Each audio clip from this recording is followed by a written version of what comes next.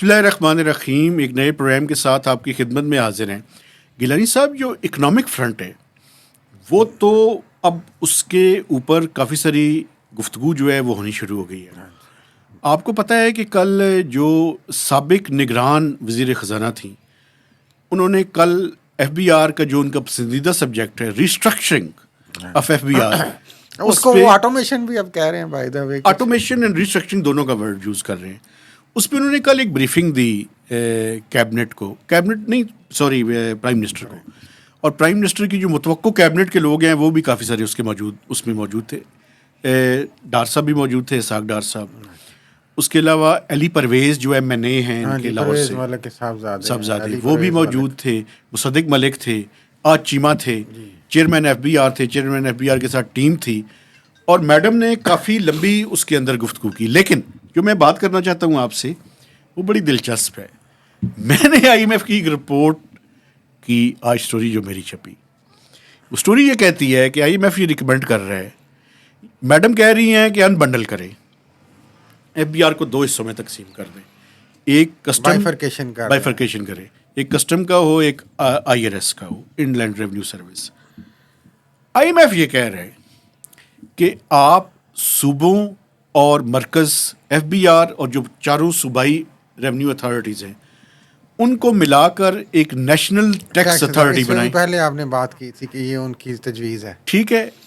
اب in writing میں ان کی, اور انہوں نے جو کہا ہے وہ میں ایگزیکٹلی بتانا چاہتا ہوں. انہوں نے کہا ہے کہ یہ لانگ ٹرم بیسس پہ یہ کریں, 2027 کے بعد اس کو کریں. پہلے ٹیکس پالیسی بنائیں, اور اس کے بعد, چونکہ اس کی وجہ میں آپ کو بتا دوں اور دیکھنے والوں کو, اس ٹائم ایشو یہ ہے کہ پاکستان میں فریگمنٹڈ ٹیکسیشن ہے. مثلا جی ایس ٹی آن گڈز جو ہے وہ مرکز کے پاس ہے, جی ایس ٹی آن سروسز صوبوں کے پاس ہے, ایگریکلچر انکم صوبوں کے پاس ہے, باقی انکم ٹیکس مرکز کے پاس ہے, ٹیکس آن پراپرٹیز صوبائی ایشو ہے, موویبل پراپرٹی صوبوں کے پاس ہے. تو یہ فریگمنٹیشن جو ہے نا ٹیکس کی, مختلف جگہوں پہ ٹیکس ہے اور آپس میں کوآرڈینیشن نہیں ہے, تو اس کی وجہ سے پاکستان کا ٹیکس کا نقصان ہو رہا ہے. وہ بھی ہو رہا ہے. لیکن ایک آخری چھوٹی سی بات اس میں ایڈ کر دوں, جو فریگمنٹڈ آپ نے فرمایا, بدقسمتی یہ بھی ہے کہ اس فریگمنٹیڈ میں بھی کچومر تو عوام کا نکل رہا ہے, کمپنیاں پھر ٹیکس سارا ڈال دیتی ہیں عوام پہ, جو جی ایس ٹی ہے آپ کا وہ. لیکن اس پہ بعد میں کبھی بات کریں گے. یہ اگین پانی سب سے نیچے ہی آ رہا ہے آگے جا کے. بالکل. خیر, اچھا انہوں نے جناب آئی ایم ایف نے یہ کہا کہ آپ یہ کریں, تو یہ کانٹراڈکشن آپ, میں یہی بات کر رہا ہوں, میڈم کچھ اور کہہ رہی ہیں, آئی ایم ایف کچھ اور کہہ رہے ہیں, میٹنگ کسی اور بارے میں ہو رہی ہے. یہ کر کیا رہی ہے, مجھے تو یہ سمجھ نہیں. یہ ابھی تو اپنی نوکری پکی کرنے کی کوشش کر رہے ہیں. ہر بندہ نوکری کی تلاش میں ہے, ساری نوکری. لیکن نوکری سے مجھے یاد آیا, نوکری میں نہیں کہنا چاہ رہا ان کو, اسحاق ڈار بڑے معتبر اور معتمد ہیں نواز شریف, وہ تو وزیر خارجہ بن رہے ہیں. ہاں, لیکن اکنامک فرنٹ وہاں پہ بھی وہ اکنامک فرنٹ کو ہی لیڈ کریں گے نا. باہر ایکسٹرنل جو فائنانسنگ ہے اس کے لیے جا کے وہ کنونس کریں گے ہماری یہ حالات ہیں, ہم ایسے کر دیں گے, آپ ہمیں اتنے پیسے دے دیں. ٹھیک ہے, کنونسنگ پاور تو ہے نا جی ان کی. جی بالکل. اور پھر وہ ساتھ کہیں گے فوج ہمارے ساتھ ہے اور حکومت بڑی پکی ہے, ہم کہیں نہیں جا رہے, ٹھیک ہے, دو پیسے کر دو, پیسے کر دو. اچھا, پیسے تو کشکول لے کے وہ جائیں گے. اچھا, موڈیز نے بھی آج کچھ کیا ہے. موڈیز نے کیا کیا ہے؟ موڈیز کے بھی ویسے موڈ سوئنگز ہیں. ان کا پہلے موڈ کچھ ہوتا ہے, 1 مہینہ اب نئی حکومت آئی ہے تو انہوں نے تھوڑا سا مستحکم کر دیا اس کو. دیکھیے پولیٹیکل اسٹیبلٹی تو سر پتہ نہیں آئی ہے کہ گئی ہے, لیکن کچھ نہ کچھ ہوا ہے. پولیٹیکل فارم 45 اور 47 کو اگر بھول جائیں تو پھر ٹھیک ہو گیا, لے آئی گئی ہے نا. اچھا, وہ کہہ دیں گے یار 2 کا ہی فرق ہے نا, وہ 45 ہے. لیکن آپ کی وہ بات بڑی امپورٹنٹ ہے کہ 2 تائی اکثریت تو مل گئی ہے سر, اسٹیبلٹی تو آ گئی ہے. ویسے وہ انہوں نے, میں کہہ رہا ہوں نا کہ جس طریقے سے معاملات چل رہے ہیں اس میں اب زور زبردستی کھلے عام ہے. ٹھیک ہے, اس لیے کوئی پرواہ نہیں. صحیح ہے. کون سی پی ٹی آئی, کیڑی پی ٹی آئی, جاؤ پجو جو مرضی کرو, یہ ہے رویہ ابھی تو. ٹھیک ہے, اب دیکھیں یہ رویہ کب تک چلتا ہے.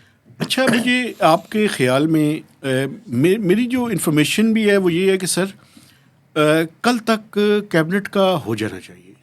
کیبنٹ 1-2 دن میں اطاعت آرڈر نے بھی کہا ہے. اچھا, جو متوقع وزیر اطلاعات ہیں ٹھیک ہے, جی جی, 1-2 دن میں یہ ہو جائے گی.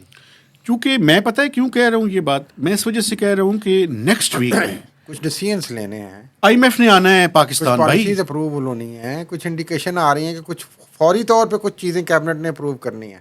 میں آپ کو بتا رہا ہوں, یہ بھی آپ کو ایک سرپرائز ملے گا. یہ سرپرائز تو میں آپ کو بتا رہا ہوں.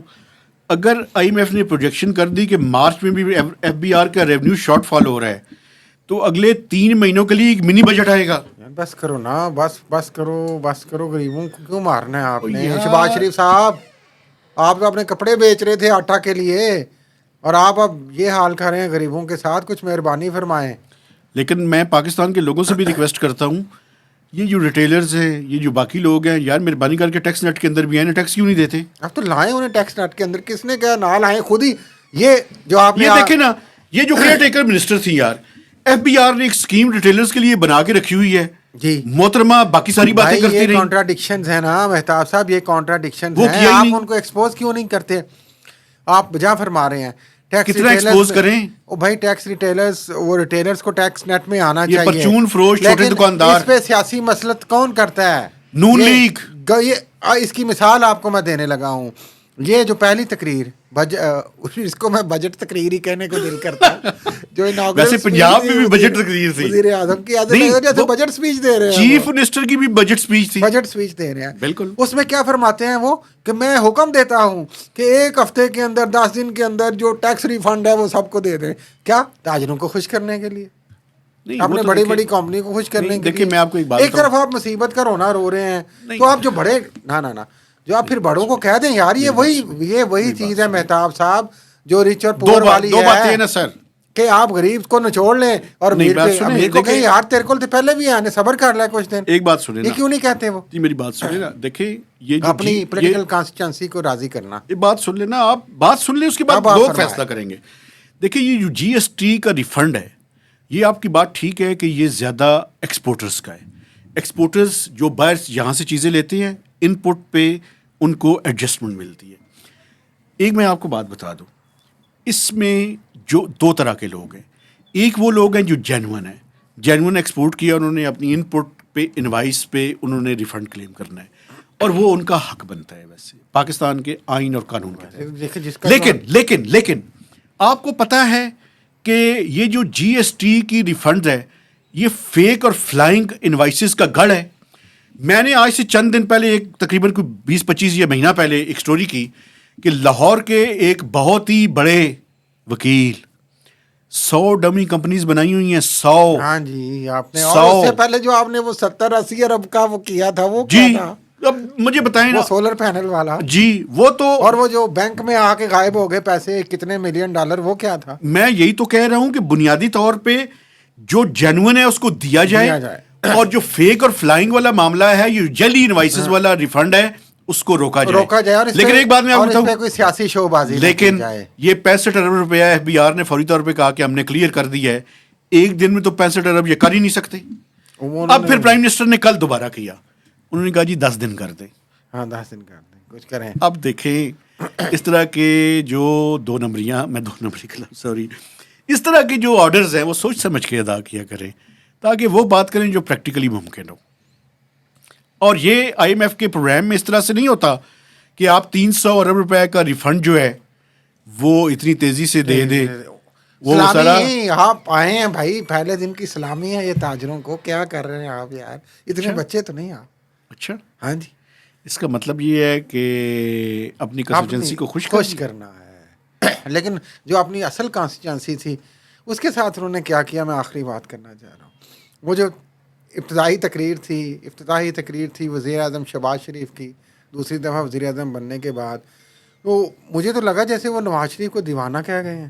کیسے؟ یہ آپ کو کہاں سے لے آئے؟ صحیح بات ہے، میں یقین نہیں کر پایا کہ ویسا کر سکتے. کب کہا ہے انہوں نے کہا ہے کہ یہ ہمارے قرضے ہیں، یہ ہمارا نقصان ہے، یہ ہمارا سرکولر ڈیٹ ہے، بجلی کا، گیس کا، نجکاری، پی آئی اے تباہ، فلانا تباہ، یہ قرضہ کوئی نہیں، گیس کا قرضہ اتنا.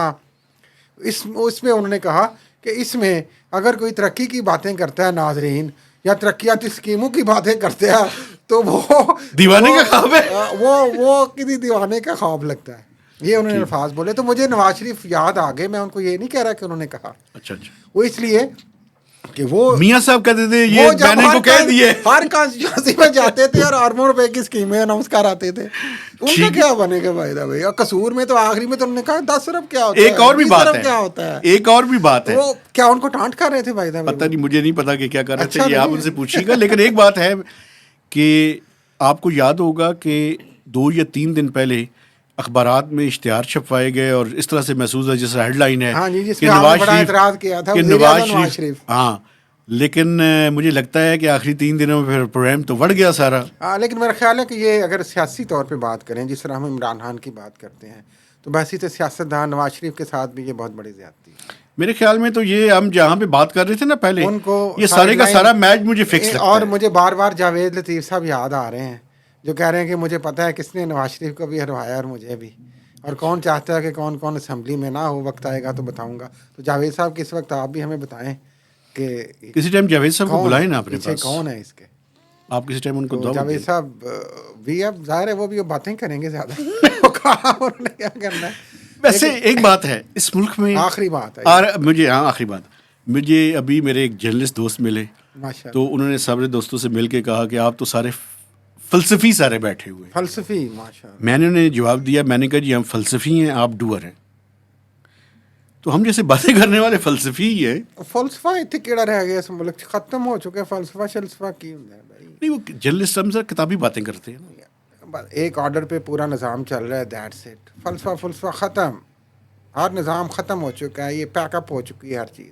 اب تو ہر ادارہ جو ہے وہ یس سر پہ چل رہا ہے بس. چلے, ان کو یہ کہا جاتا ہے بھائی یہ کرو, وہ اکانومی بھی ایسی چل رہی ہے. ڈھونڈنا ہے اکانومی. اب دیکھیں نا, پہلے تو پولیٹیکل اکنامک ڈیسک بنا, ٹھیک ہے, اب سنیں اکنامک ڈیسک بھی بن گیا. اب ایسا ہی ایف سی بن گئی ہے.